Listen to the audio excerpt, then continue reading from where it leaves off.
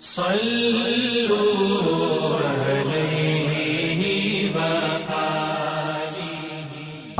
صلی اللہ علیہ وآلہ وسلم پر وحی کا ابتدائی دور اچھے سچے پاکیزہ خوابوں سے شروع ہوا۔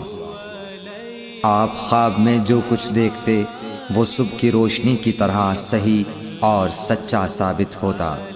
پھر من جانب قدرت آپ تنہائی پسند ہو گئے اور آپ نے غار حرا میں خلوت نشینی اختیار فرمائی اور کئی دن اور رات وہاں مسلسل عبادت اور یاد الہی و ذکر میں مشغول رہنے لگے۔ جب تک گھر آنے کو دل نہ چاہتا توشہ ہمراہ لیے ہوئے وہاں رہتے۔ توشہ ختم ہونے پر ہی اہلیہ محترمہ حضرت خدیجہ رضی اللہ تعالی عنہا کے پاس تشریف لاتے اور کچھ توشہ ہمراہ لے کر پھر وہاں جا کر خلوت گزین ہو جاتے۔ یہی طریقہ جاری رہا یہاں تک کہ آپ پر حق منکشف ہو گیا اور آپ غار حرا ہی میں قیام پذیر تھے کہ اچانک حضرت جبرائیل علیہ السلام آپ کے پاس حاضر ہوئے اور کہنے لگے کہ اے محمد پڑھو۔ آپ فرماتے ہیں کہ میں نے کہا کہ میں پڑھنا نہیں جانتا۔ آپ صلی اللہ علیہ وسلم فرماتے ہیں کہ فرشتے نے مجھے پکڑ کر اتنے زور سے بھینچا کہ میری طاقت جواب دے گئی۔ پھر مجھے چھوڑ کر کہا پڑھو۔ میں نے پھر وہی جواب دیا کہ میں پڑھا ہوا نہیں ہوں۔ اس فرشتے نے مجھ کو نہایت ہی زور سے بھینچا کہ مجھ کو سخت تکلیف محسوس ہوئی۔ پھر اس نے کہا کہ پڑھ۔ میں نے کہا میں پڑھا ہوا نہیں ہوں۔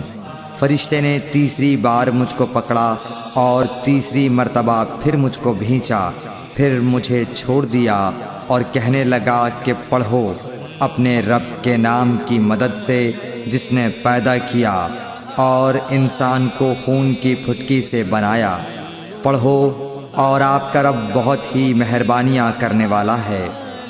بس یہی آیتیں آپ حضرت جبرائیل علیہ السلام سے سن کر اس حال میں غار حرا سے واپس ہوئے کہ آپ کا دل اس انوکھے واقعے سے کانپ رہا تھا۔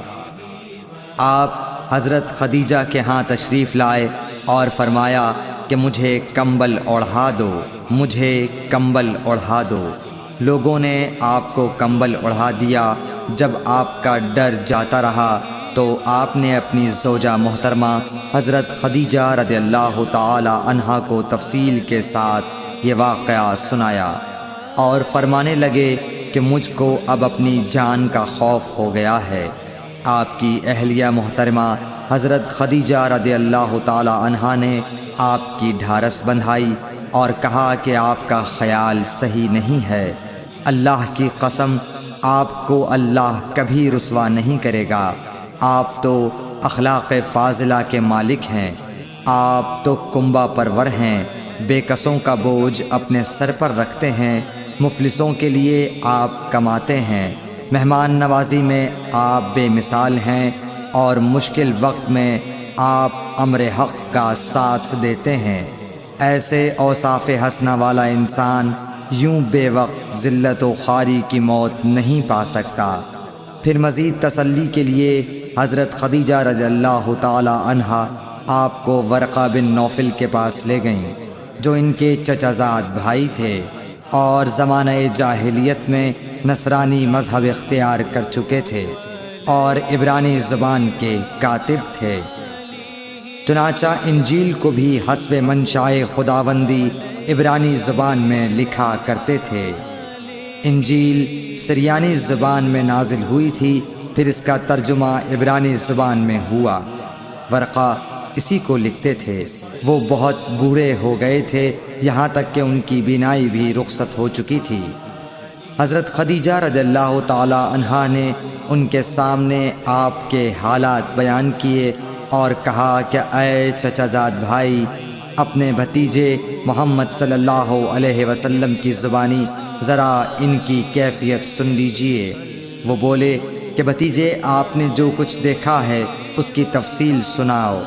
چنانچہ آپ صلی اللہ علیہ وآلہ وسلم نے از اول تا آخر پورا واقعہ سنایا، جسے سن کر ورقہ بے اختیار ہو کر بول اٹھے کہ یہ تو وہی ناموس معزز رازدان فرشتہ ہے جسے اللہ نے حضرت موسیٰ علیہ السلام پر وحی دے کر بھیجا تھا۔ کاش میں آپ کے اس عہد نبوت کے شروع ہونے پر جواں عمر ہوتا، کاش میں اس وقت تک زندہ رہتا جب کہ آپ کی قوم آپ کو اس شہر سے نکال دے گی۔